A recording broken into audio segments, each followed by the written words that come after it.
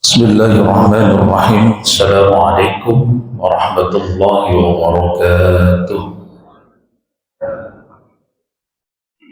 Alhamdulillah wassalatu wassalamu ala Rasulillah sayyidina wa habibina wa syafi'ina wa qurrati a'yunina wa maulana Muhammadin wa ala alihi wa sahbihi wa man tabi'ahu ila yaumil qiyamah. Amma ba'du. Bapak, ibu-ibu semua yang insyaallah dimuliakan oleh Allah Subhanahu wa taala, bersyukur kita kehadiran Allah Subhanahu wa taala atas limpahan taufik hidayah serta inayahnya yang telah kita rasakan bersama. Sehingga alhamdulillah pada pagi hari ini kita bisa kembali hadir di masjid ini dalam rangka ta'lim akhir pekan. Mudah-mudahan duduknya kita ini mendatangkan curahan rahmat Allah Subhanahu wa taala. Amin ya rabbal alamin. Bapak Ibu yang dimuliakan oleh Allah Subhanahu wa taala, tidak terasa kita ini berada pada tanggal 3 Safar. Berarti sudah 1 bulan lebih 3 hari berada di tahun baru Hijriah 1448 Hijriah. Sering saya katakan di mana-mana, alangkah baiknya momentum kayak gini ini kita terus menggunakan mengevaluasi. Siapa yang dievaluasi? Diri kita. Karena evaluasi itu penting, tujuannya peningkatan amal ibadah. Di antara yang bisa kita lakukan yaitu dengan cara muraqabah, pengawasan, baik dari sisi lahir maupun dari sisi batiniah.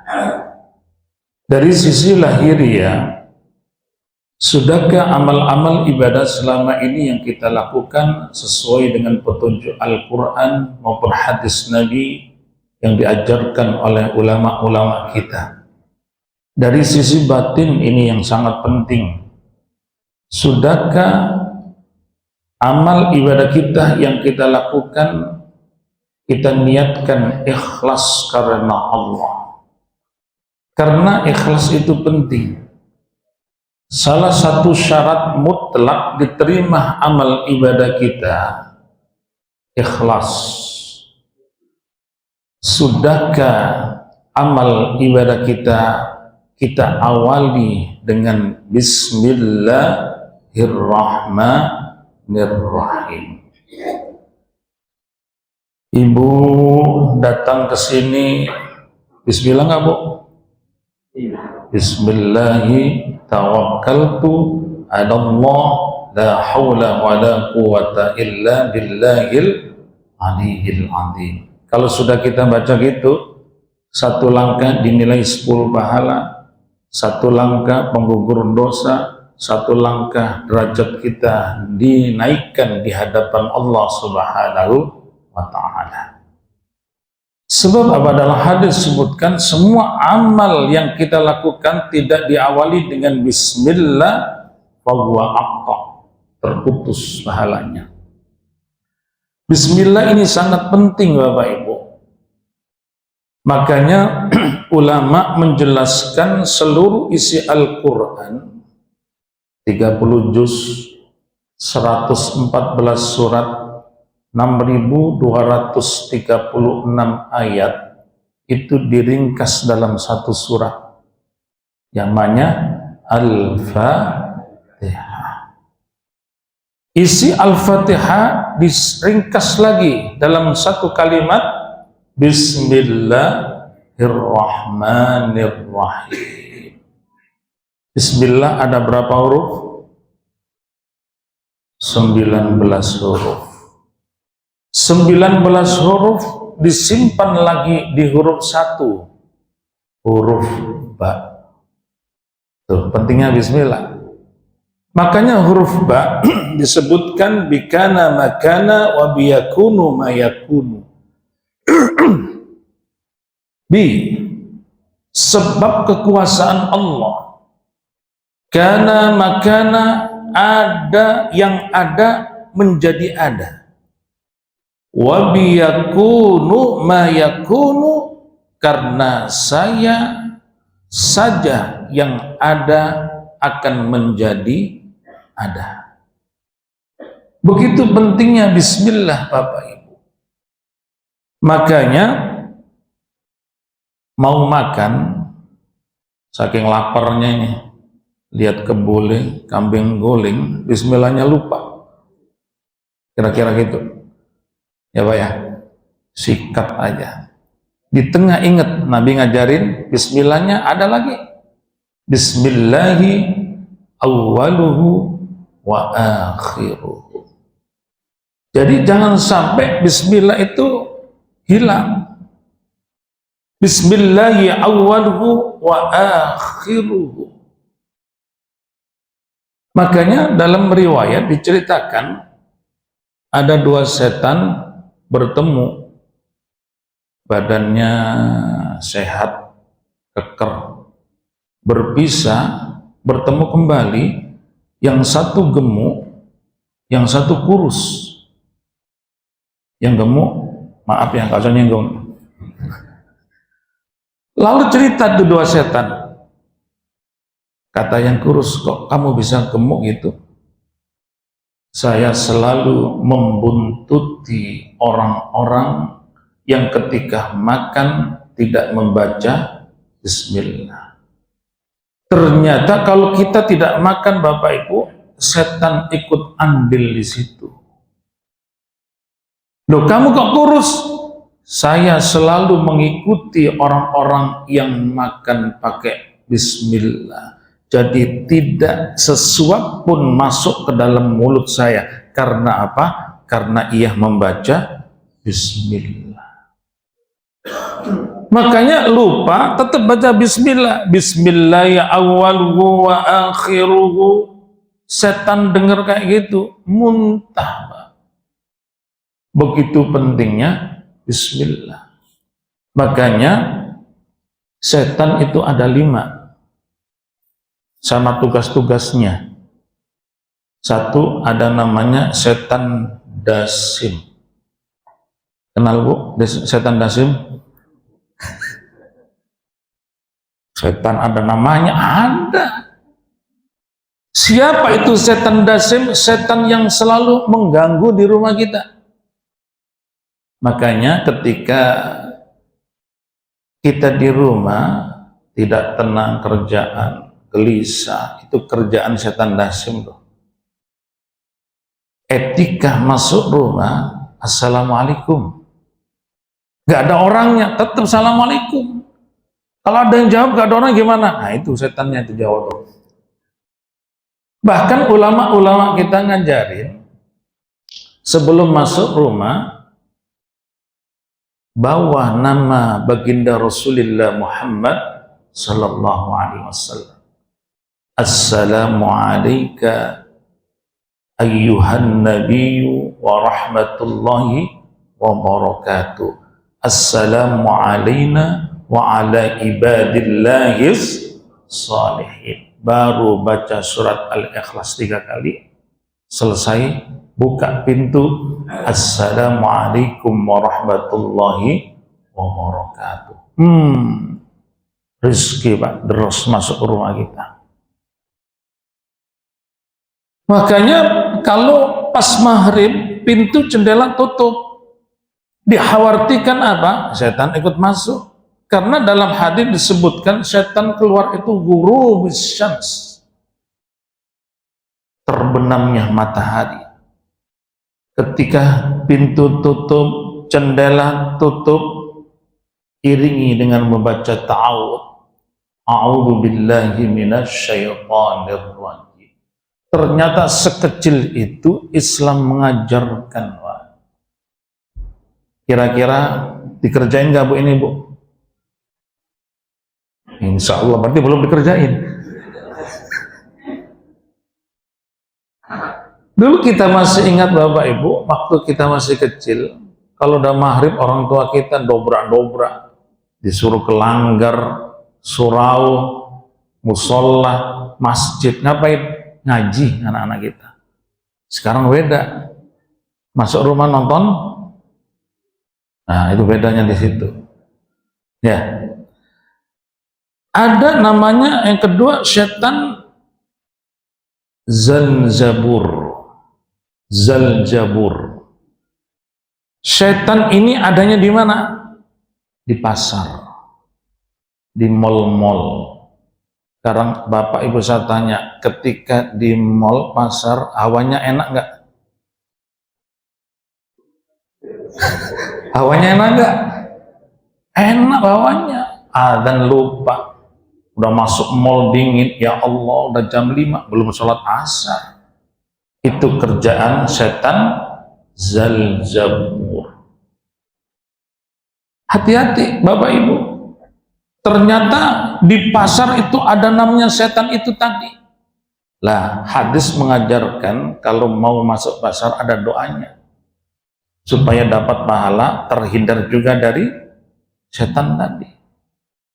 Saya yakin Bapak Ibu udah hafal nih doanya.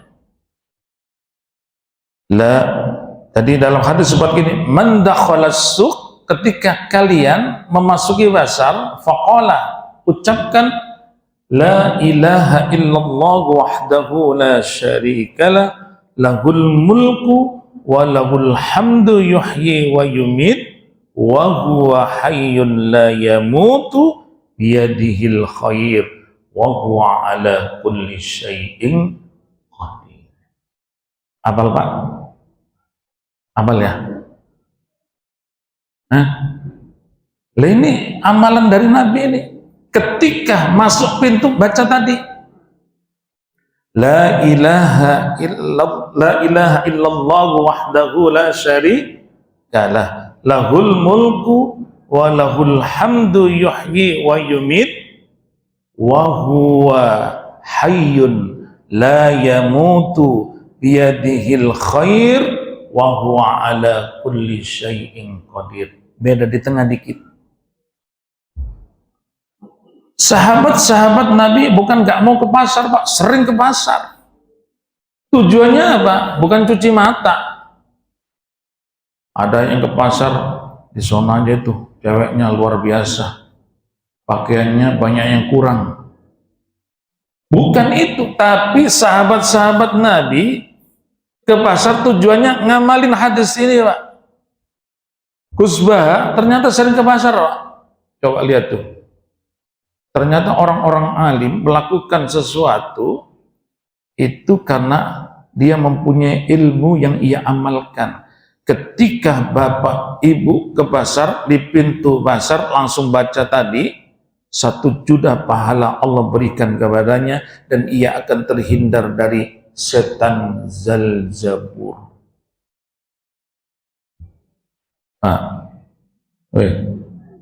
Sendiri amat nih. Ibu yang dimulakan oleh Allah Subhanahu wa ta'ala, tanda akhir zaman, pasar dekat. Dulu saya awal-awal ke Jakarta masih kenal namanya pasar di Ciputat, jauh lagi di Kebayoran, ada lagi di Pasar Minggu. Sekarang udah berdekatan pasar kita. Kalau ada Indomaret pasti ada Alfamart.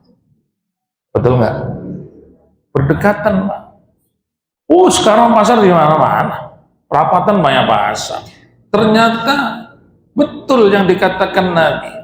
Akhir zaman tandanya pasar itu berdekatan. Karena apa? Di pasar itulah tempatnya setan.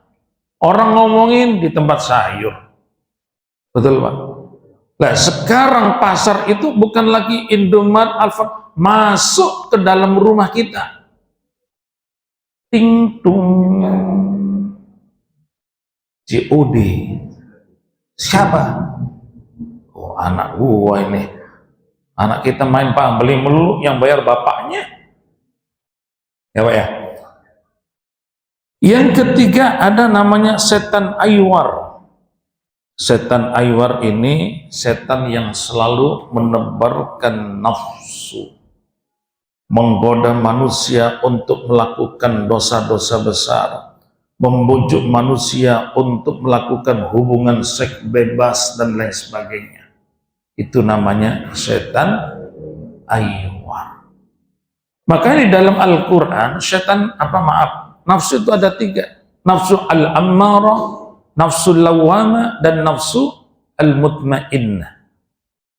Nafsu al-ammarah ini nafsu yang selalu mengajak manusia untuk melakukan keburukan, kejahatan, perbuatan dosa.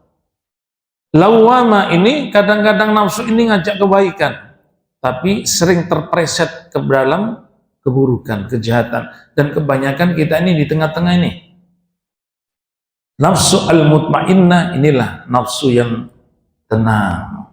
Dan ini nafsunya para Nabi, para Rasulullah Muhammad sallallahu alaihi wasallam.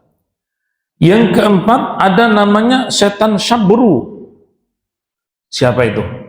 Setan yang disebarkan ketika orang kena musibah, kena bencana. Setiap kali manusia mendapatkan cobaan, bencana, musibah, dibikin resah, dibikin tidak sabar di dalam menghadapi musibah itu, dibikin jauh dari Allah, bukan dibikin lebih dekat. Ini kerjaan setan syabru. Yang kelima namanya ada setan masud.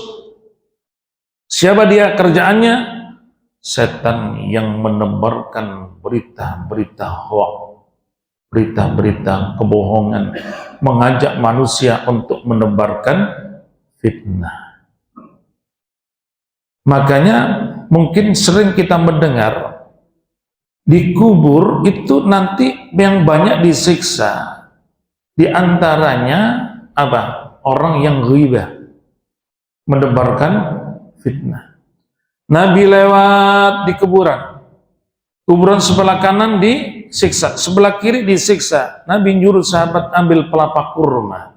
Setelah diambil, dipotek jadi 2, yang satu ditancapkan sebelah kanan, yang satu sebelah kiri. Apa kata Rasulullah? Mudah-mudahan sebelum keringnya pelapa kurma bisa meringankan siksa kubur berdua ini.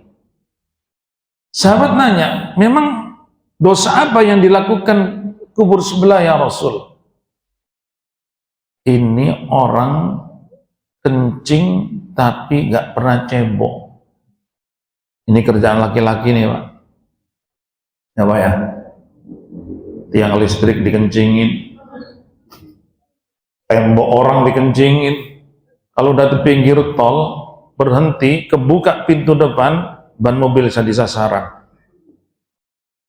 Hati-hati, najis dibawa ke masjid, najis masuk ke rumah Allah. Makanya nanti siksa terbanyak di alam kubur orang kencing gak cebok. Yang kedua, ghibah, orang yang menebarkan fitnah. Maka dari itu Nabi mengatakan salamatul insan fi hifdil lisan, selamatnya seseorang itu tergantung bagaimana ia bisa menjaga mulutnya. Mulut diam tidak berbicara, tapi tangannya yang berbicara. Sekarang tangan Mbak, ia ketik, ia sebarkan fitnah kemana-mana. Orang bisa berantem, orang bisa gak tegur sapa gara-gara kiriman WA kita. Itu masuk kategori menebarkan fitnah. Bapak Ibu, dari 5 setan ini ada yang dikenal nggak? Harus dikenal Pak, biar kita bisa ngelawan sama dia. Ya. Jadi itu maksud dari Bismillahirrahmanirrahim, dengan menyebut nama Allah yang Maha Pengasih dan Maha Penyayang. Setiap Bapak Ibu buka kitab-kitab apapun pasti diawali dengan Bismillah. Kita mau baca Al-Quran, Bismillah. Kenapa tidak disebutkan dengan menyebut nama Allah yang Maha Menghukum, dengan menyebut nama Allah yang Maha Perkasa? tapi disebutkan dengan menyebut nama Allah yang Maha Pengasih dan Maha Penyayang. Sebesar dosa apapun yang kita lakukan, kalau kita mau bertaubat kepada Allah, pasti Allah ampuni. Itu maksud dari Bismillahirrahmanirrahim. Dalam sebuah riwayat diceritakan, ketika ada seorang perempuan menghadap Nabiullah Musa alaihissalam. Apa kata perempuan tadi? Wahai Nabiullah Musa, hidup saya ini kotor banget, bejat, rusak. Maksudnya apa? Saya tiap hari berzina, tapi saya ingin bertaubat. Gimana caranya wahai Nabiullah Musa? Tinggalkan perbuatan bejatmu, zinamu, taubat dengan sungguh-sungguh, pasti Allah akan ampuni dosamu. Tapi gak cukup itu aja Nabi Musa. Apalagi ketika saya berzina dikasih anak, langsung saya bunuh. Langsung saya bunuh. Apa kata Nabi Musa? Idhab, sono, pergi. Nek lihat lu, kira-kira gitu. Diusir oleh Nabi Musa. Lalu Allah mengutus malaikat Jibril menegur Nabi Musa. Apa kata malaikat Jibril? Wahai Nabi Allah Musa, kenapa kamu usir wanita tadi yang hanya mengerjakan dosa segitu? Dengar dosa segitu, Bu, Nabi Musa kaget. Dosa berzina dan membunuh, engkau bilang dosa segitu? Iya, emang ada dosa lebih besar daripada berzina dan membunuh? Ada. Apa itu? Dosa meninggalkan sholat 5 waktu dengan sengaja. Ternyata Bapak Ibu, dosa meninggalkan sholat 5 waktu ini lebih besar daripada berzina dan membunuh. Berapa banyak saudara-saudara kita yang menyepelekan sholatnya. Makanya nanti pertanyaan pertama di akhirat itu sholat. Awwalu ma yuhasabu ala abdihi yaumal qiyamati as-sholat. Amalan yang pertama kali nanti ditanya di hari kiamat itu sholat. Begitu pentingnya sholat ternyata. Bapak Ibu yang dimuliakan oleh Allah Subhanahu wa taala. Saya baca muqaddimah kitab Nasaihul Ibad nih. Diawali bismillah juga. Nasaihul Ibad itu kitab nasihat-nasihat bagi orang yang beribadah. Beribadah aja dinasehatin. Gimana gak ibadah? Kitab itu diawali Alhamdulillahilladzi ja'adal ilma arfa'as sifatil kamaliyah. Segala puji bagi Allah yang telah menjadikan ilmu sebagai sifat-sifat kesempurnaan yang paling tinggi. Ketika disebutkan Alhamdulillah, segala puji baik dari Allah sendiri kepada dirinya maupun dari Allah kepada makhluknya, maupun dari makhluk kepada Allah, maupun dari makhluk kepada sesama makhluknya, itu sesungguhnya adalah segala puji bagi Allah. Itu yang dimaksud Alhamdulillah. Makanya ketika Allah memuji dirinya, berarti pujian itu kepunyaan Allah. Ketika Allah memuji makhluknya, seperti Allah memuji Nabi kita Muhammad sallallahu alaihi wasallam misalnya, itu berarti Allah memuji dirinya sendiri. Ketika makhluk memuji Allah, sebenarnya juga kepunyaan Allah. Ketika makhluk memuji makhluk, itu juga sebenarnya memuji Allah. Contoh gini dah. Kalau kita memuji masakan orang yang enak. Itu masakan bapak itu, ibu itu, nasi uduknya, lontong sayurnya, enak banget. Tapi pada hakikatnya itu memuji Allah. Sebab apa? Yang nyiptain Allah. Ketika kita melihat orang yang cantik banget, saking cantiknya itu, berarti sebenarnya ia memuji kepada Allah. Makanya disebutkan alhamdulillahi kulli, alhamdulillahi kullu wasyukurullah. Semuanya bagi Allah Subhanahu wa ta'ala. Maka dari itu, ketika ada orang memuji kita, kita sombong. Ketika orang mencaci maki kita, kita marah.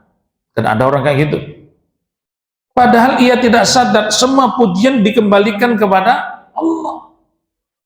Bapak ibu dipuji gede kepalanya, boleh nggak? Nah, Bu, hidungnya mekar, boleh nggak? Dipuji itu. Giliran dicaci maki, marah. Tapi ada orang yang tidak dipuji, muji dirinya sendiri. Baru duduk, nah, baru duduk 5 menit, ngomong sayanya udah 10 kali. Ini kalau bukan saya, nggak akan ada gini. Tuh kan, saya. Tuh kan, saya lagi. Saya melulu. Hati-hati, iblis gara-gara saya sekali dikeluarin dari surga. Kenal iblis, bro? Gara-gara saya, 1 kali aja. Kapan? Saat disuruh sujud kepada Adam. Iblis itu hebat, ribuan tahun beribadah. Seluruh dunia, langit, tidak ada pernah jeda dipakai ibadah oleh iblis. Tapi 1 disuruh sujud, ia gak mau. Apa kata dia? Ana finnar, saya terbuat dari api. Adam anak baru kemarin sore dari tanah. Ngapain saya sujud sama dia? Sekali dikeluarin dari surga. Ini ada orang sayanya 100 kali pingin masuk surga. Nyambung nggak? Nyambung nggak? Oh, ibu yang dimulakan oleh Allah Subhanahu wa ta'ala, itu maksud dari kalimat alhamdulillah. Wa ashhadu an la ilaha illallah wahdahu la syarikalah. Aku bersaksi sesungguhnya tiada Tuhan selain Allah yang Maha Esa, tidak ada sekutu baginya. Kenapa di dalam kalimat ini disebutkan asyhadu? Karena saya yang bersaksi. Asyhadu an la ilaha illallah, saya bersaksi tiada Tuhan selain Allah. Tapi nanti Bapak Ibu ketika baca Al-Quran, surat Al-A'raf, surat 7, ayat 172, di situ disebutkan kata asyhada, bukan asyhadu. Kenapa asyhada? Karena Allah yang mengambil persaksian. Itu bedanya. Pentingnya tahsin Quran, membenarkan, membaguskan Al-Quran, beda arti. Wa asyhadahum, Allah mengambil persaksian kepada siapa? Semua ruh. Alastu bi rabbikum, bukankah aku ini Tuhan kalian? Pada waktu itu semua ruh akan menjawab dengan jawaban yang pasti. Bala syahidna, betul engkau Tuhan kami ya Allah.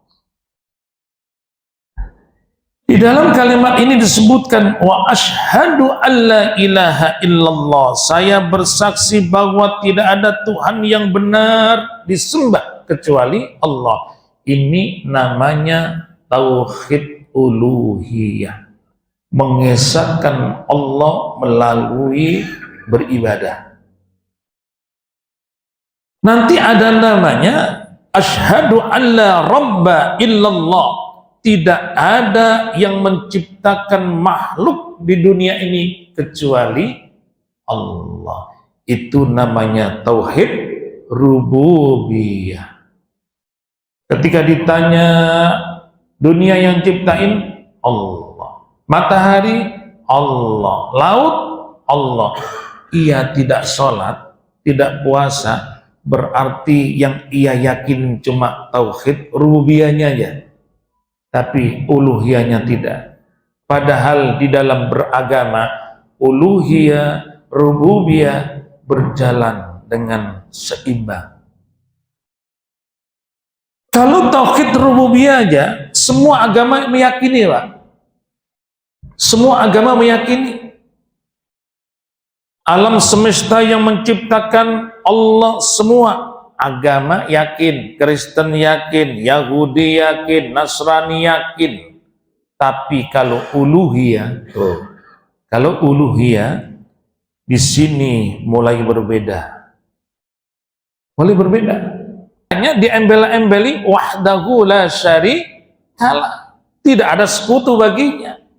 Yang dimaksud dengan wahdahu la syarikalah, tidak ada yang menyamai, tidak ada yang mendampingi. Allah nggak punya asisten, Allah tidak punya bapak, Allah tidak punya ibu, Allah tidak punya kakak, Allah tidak punya adik, Allah tidak punya anak. Ini yang dimaksud lam yalid wa lam yulad. Kita meyakini adanya waliullah. Ada namanya Sunan Ampel, Sunan Giri, Sunan Derajat, Sunan Bonang, Sunan Muria. Ya Pak ya? Udah pernah belum ke wali-wali? Sekali-kali lah. Nanti ke Gresik, mampir ke rumah saya. Dekat dari Sunan Giri. Semuanya itu adalah waliullah. Semuanya itu adalah kekasih Allah. Sunan Ampel, Sunan Giri, Sunan Bonang, Sunan Derajat. Apakah mereka layak disembah? Layak disembah? Enggak. Mereka tidak layak disembah. Yang disembah tetap Allah. Tapi kita yakin sunan-sunan tadi semuanya adalah kekasih Allah. Jangankan sunan Bapak Ibu. Nabi kita Muhammad utusan Allah. Orang paling terdekat dengan Allah. Bahkan ketika Nabi Adam diciptakan, langsung melihat ada nama yang ada di sanding nama Allah. Siapa? Muhammad Rasulullah Sallallahu Alaihi Wasallam. Bahkan dalam riwayat, diciptakannya dunia ini gara-gara apa? Ada Nabi kita Muhammad. Jadi Nabi Adam baru diciptain, lihat sudah ada sanding nama dua. Apa kata Nabi Adam? Ini orang hebat. Kenapa? Namanya selalu disandingkan dengan nama Allah. Orang paling dekat, utusan Allah. Layakkah Nabi kita Muhammad disembah? Layak nggak Pak? Nggak layak. Padahal beliau sangat dekat dengan Allah. Makanya salahnya orang Hindu tadi apa? Meyakini Tuhan satu, yang lain itu sinarnya, tapi yang lain ikut disembah. Bapak Ibu yang dimuliakan oleh Allah Subhanahu wa taala. Alladzi khassa man syaa'a min ibadihi bil ma'athiril hukmiyah. Allah akan memberikan kekhususan, Allah akan memberikan spesial kepada siapa? Kepada orang-orang yang dikehendaki oleh Allah dengan hikmah yang banyak. Hikmah. Orang yang dikhususkan oleh Allah. Kadang-kadang orang yang dapat hikmah itu bisa langsung dari Allah. Kadang-kadang orangnya biasa aja. Baca kitab gak bisa. Baca Quran biasa aja, baca Fatihah masih tidak begitu fasih, tapi ketika berdoa tembus ke langit. Kenapa? Hatinya bersih. Ini yang dimaksud dengan hikmah. Makanya di dalam kitab Nasaihul Ibad bab 2, maqalah ke-14 ada yang disebut dengan hukama. Siapa itu hukama? Dokter-dokter dokternya hati. Ternyata hati ini ada dokternya, Pak. Orang mendapatkan kekhususan karena hatinya bersih. Bahkan sumber penyakit pun juga dari hati. Lingkaran, katakanlah separuh, 50%-nya hati sumber penyakit. Yang 50 dibagi 10% pola makan, 10% pola hidup, gaya, dan sebagainya. Makanya yang disebut hukama itu atibbaul qulub, dokter-dokternya hati. Sekarang gini dah, kalau kita punya penyakit fisik dikasih tahu pasti senang. Datang ke dokter, dok, saya ini kok napas saya, dada saya sering susah. Dicek, oh jantung bapak bengkak. Jadi olahraganya nggak boleh capek-capek. Terus gimana dok? Ya bisa diobatin. Tolong diobatin berapapun harganya. Seneng nggak dikasih tahu? Seneng nggak? Seneng, ketahuan.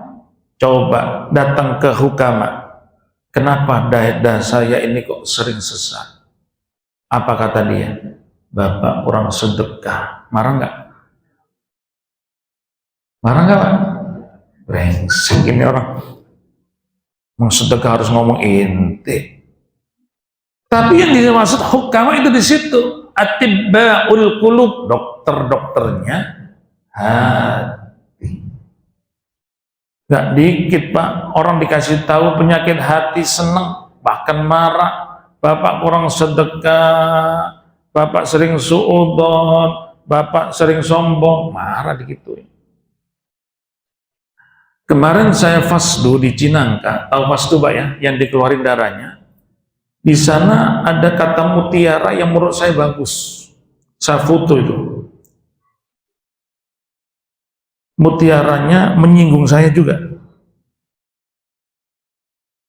Ada tulisan gini, kenapa orang kena hipertensi, darah tinggi? Saya baca ini. Bukan hanya diakibatkan oleh makanan yang terlalu asin, tapi lebih dominan karena kesalahan dalam memanage emosi. Betul nggak Pak? Betul nggak? Kebuli kambing, nggak, saya nggak makan, saya punya darah tinggi. Loh, Nabi aja sukanya paha kambing. Ya, sebenarnya yang darah tinggi itu bukan gara-gara kambingnya, tidak kebagian kebule ini yang darah tinggi. Saya punya tetangga memelihara kucing 15. Pagi ini dikeluarin, Pak. Beol kencingnya di depan rumah saya. Ya saya ustadz ya ustadz, tapi kan manusia juga. Melihat itu marah baca, brengsek ini.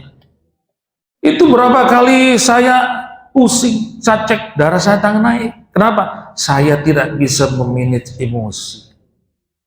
Ternyata hati di situ, Pak. Terus bagaimana supaya kayak gitu? Ya terima aja udah. Yang penting saya baik dengan tetangga, situ tidak baik dengan saya, urusan inti dengan Allah. Yang diajarkan kita harus baik. Meskipun dia tidak baik, jangan dilawan. Lu gak baik, gua balas juga gak baik. Itu gak ada bedanya kita dengan dia. Betul loh. Memanage emosi, Pak, ternyata. Ada lagi nih. Kenapa kolesterol? Bukan hanya diakibatkan oleh makanan yang berlemak, tapi rasa malas yang berlebihan. Terus makan, tidur. Kan malas berlebihan. Makanya orang tua kita dulu jarang kena kayak gitu. Kenapa? Bisa sarapan ke sawah, ke tambak, macul, jaring ikan. Ini enggak, habis makan, memang penyakitnya, kalau saya juga gitu, habis makan penyakitnya Pak, ngantuk. Makanya saya setuju kalau habis pengajian gak ada makanan. Kenapa? Awalnya ngantuk. Ternyata itu yang menyebabkan kolesterol. Diabetes, nah ini bukan hanya karena terlalu banyak konsumsi gula, tapi sikap egois dan keras kepala. Betul nggak ini yang kena diabetes? Ini di sini bukan saya loh, baca ini. Ternyata egois, keras kepala. Liver bukan hanya karena kesalahan pada tidur, tapi sifat buruk sangka kepada orang lain. Liver, Pak. Yang terakhir, jantung koroner. Bukan karena diakibatkan oleh sumbatan pada aliran darah, tapi jarang sedekah. Saya baca itu, Bu, tersinggung saya, Bu.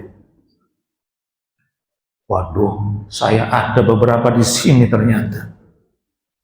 Tapi bolehlah itu buat perbaikan diri saya. Gak usah emosi. Mungkin iya, perbaiki. Itulah hati. Makanya disebut dengan hukama atibbaul qulub, dokter-dokternya hati. Oleh karena itu, alladzi khassa, Allah memberikan kekhususan kepada orang itu. Baca doa, belum fasik, baca Quran biasa-biasa aja. Tapi ketika ia berdoa, tembus ke langit. Kenapa? Hatinya yang bersih. Masih kenal atau pernah dengar cerita Ki Haji Sahal Mahfud? Orangnya sederhana, tapi dikenal waliullah. Pernah diundang ke istana zaman Gus Dur. Kebetulan barengan saya. Saya diminta korinya. Waktu itu masih kori ya. Sekarang udah perat semua, suara udah beda udah. Sama beliau pakai sandal jepit. Pakaiannya biasa aja. Tapi luar biasa dalamnya.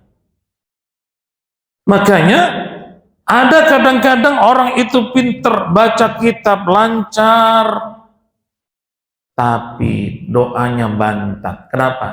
Hatinya, Bu. Inilah yang dimaksud alladzi khassa. Allah berikan kekhususan tadi. Wa asyhadu anna Muhammadan abduhu wa rasuluh. Dan aku bersaksi sesungguhnya Nabi Muhammad adalah hamba Allah dan utusan Allah. Dalam surat Al-Isra ayat pertama disebutkan subhanalladzi asra bi abdi. Maha suci Allah yang memperjalankan hambanya. Artinya apa? Satu-satunya hamba Allah yang diakui sebagai hambanya Nabi kita Muhammad. Makanya disebut abduhu wa rasuluh.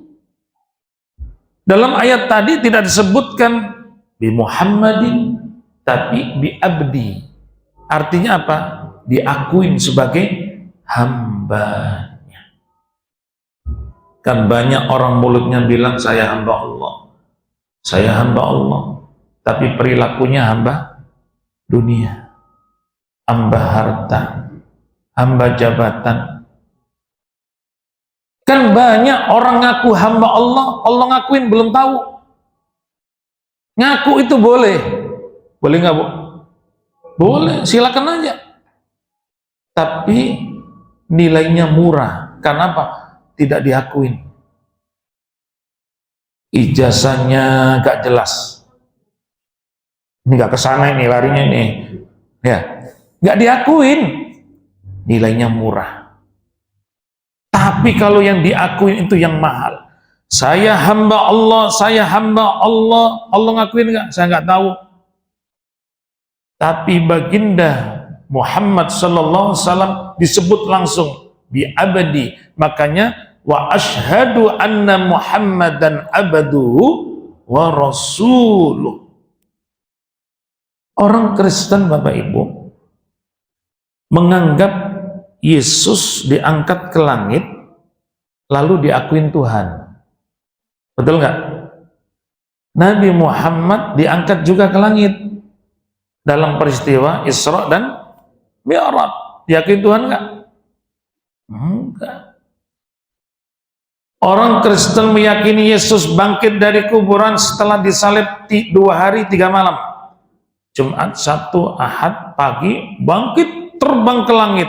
Tuhan. Nabi Muhammad diangkat ke langit, nggak Tuhan. Tetap saja abduhu wa rasuluh, seorang hamba dan utusan Allah. Oleh karenanya, silakan Bapak Ibu, kita mensifati Rasulullah sesuka kita. Rasulullah itu kekasih Allah. Rasulullah itu pilihan Allah. Orang terdekat dengan Allah. Pokoknya silakan mensifati. Makanya muncul orang-orang yang cinta Nabi, pujian-pujian. Ada namanya Al-Barjanji, ada namanya Ad-Dibai, Sumtud Durar, Al-Burdah, sebagai bentuk kecintaannya kepada baginda Rasul. Silakan saja mensifati sesuai dengan kecintaannya, tapi asal jangan lebih dari abduhu, seorang hamba. Bapak Ibu yang dimuliakan oleh Allah Subhanahu wa taala, alladzi khassahu Allah taala bi jami'i kamalatil ubudiyah. Orang itu semakin sempurna sifat kehambaannya, semakin sempurna sifat sebagai seorang hamba, itu akan diberikan kekhususan juga. Contoh, ada orang rajin tahajud, rajin puasa Senin Kemis, rajin baca Al-Quran, rajin ke ta'lim.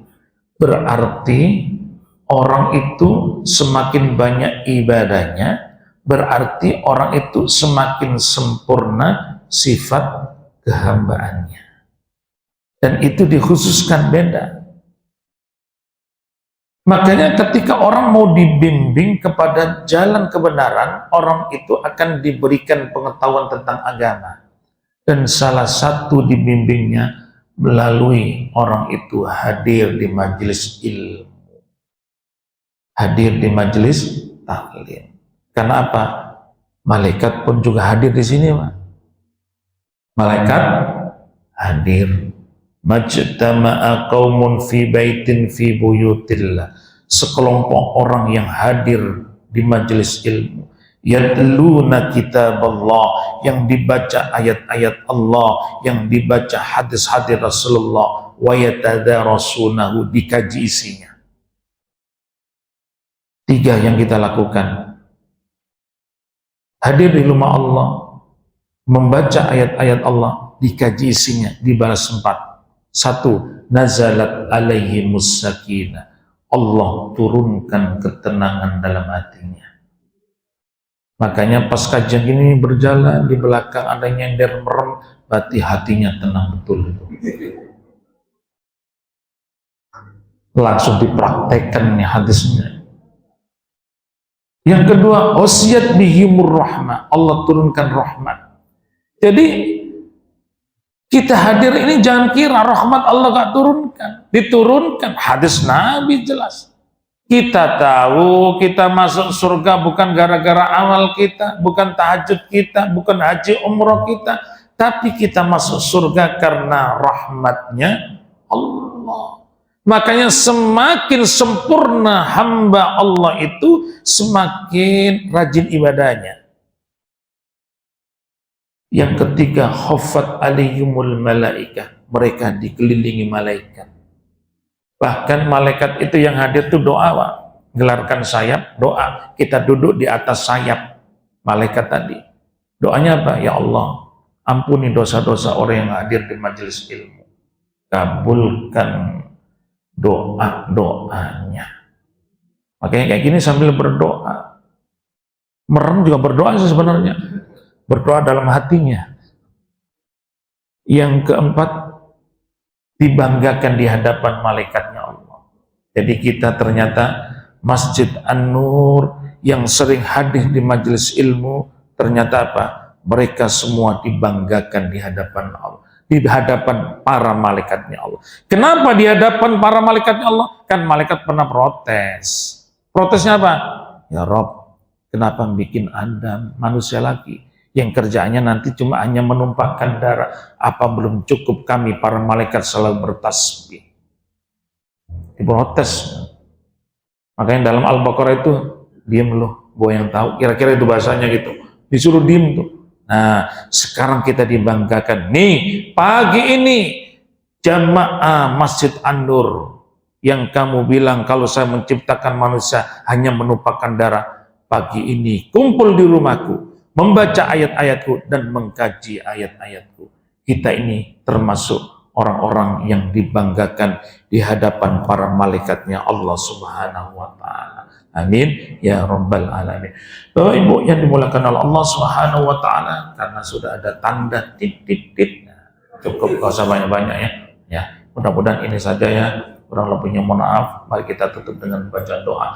Rabbana zalamna anfusana wa illam taghfir lana wa tarhamna lanakunanna minal khasirin. Allahumma zayyinna bi zinatil Qur'an wa syarrifna bi syarafatil Qur'an wa akrimna bi karamatil Qur'an wa adkhilna al-jannata ma'al Qur'an.